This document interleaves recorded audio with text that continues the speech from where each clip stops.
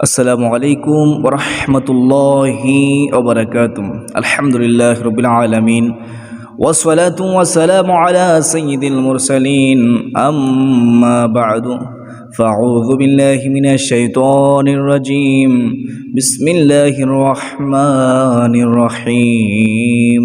সুপ্রদিনী ভাই বোনেরা, আজকে আমরা শিখব হাতের ব্যথা হলে কোন আয়াত এর বরকতে, কোন সূরার বরকতে আমাদের এই হাতের ব্যথা আল্লাহ রাব্বুল আলামিন দূর করে দিবেন।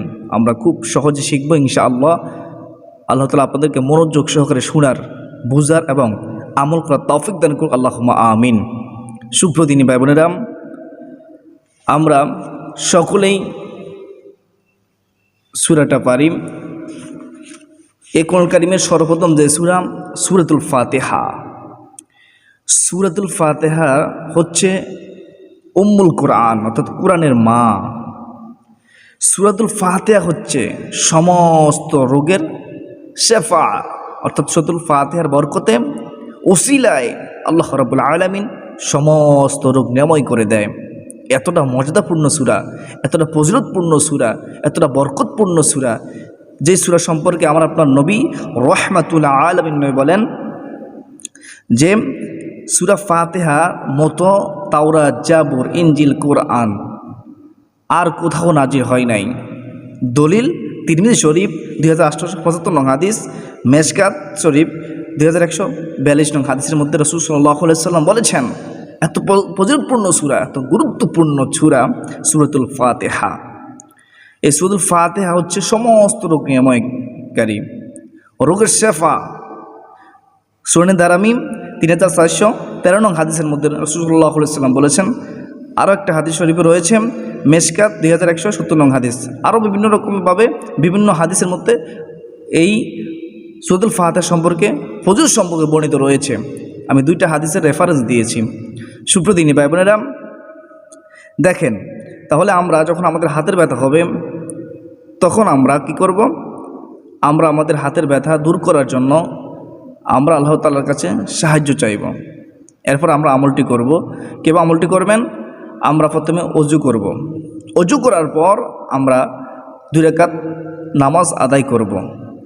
2 রাকাত নফল নামাজ আদায় করে ওই নামাজ স্থানে বসেই আমরা আস্তাগফিরুল্লাহ পড়ব কয়েকবার, দুরূদ শরীফ পড়ব কয়েকবার। তারপরে আমরা সূরাতুল ফাতিহা আমরা প্রথমবার পড়ব, এভাবে হাত বলে থাকবো।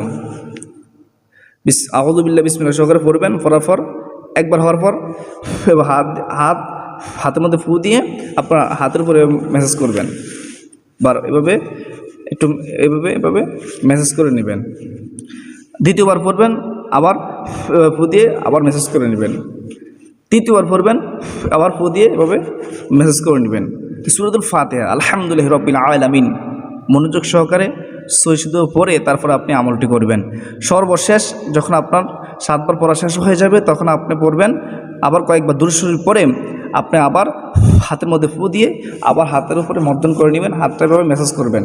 যে হাতে ব্যথা হোক, ডান হাতে হোক অথবা বাম হাতে হোক, যে হাতে হোক না কেন, আপনি এভাবে সূরাতুল ফাতিহার আমলটি করলে ইনশাআল্লাহ আজ্জা ওয়া জাল্লা আপনার হাতের ব্যথা আমার আপনার রব আল্লাহ তাআলা দূর করে দিবেন। কেন দূর করবেন না? কেন আমার আপনার নবী রাহমাতুল আলামিন, নবীকে আল্লাহ এত ভালোবাসে, সেই নবী বলেছেন যদি আমরা সূরাতুল ফাতিহা দ্বারা আমরা রুকিয়া করি, সূরাতুল ফাতিহা দ্বারা আমরা চিকিৎসা অর্জন করি, তাহলে অবশ্যই আল্লাহ রাব্বুল আলামিন সূরা ফাতিহার বরকতে আমাদের এই সমস্ত রোগ দূর করে দিবেন।